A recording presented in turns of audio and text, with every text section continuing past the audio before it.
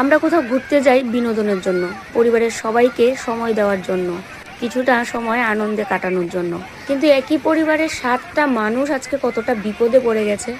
তাহলে এই বর্ষার দিনে কোথাও ঘুরতেও যাওয়া অনেক রিস্ক। আর এখানে সবাই চাইছে ওদের বাঁচাতে, কিন্তু লাস্ট পর্যন্ত ঠিক কি হয় পুরো ভিডিওটা দেখলেই তোমরা বুঝতে পারবে। মানে এই ঘটনাটা দেখলে গা শুধু শিউরে উঠছে বারবার, যে কতটা পরিমাণে বিপদে পড়ে গেছে সবাই।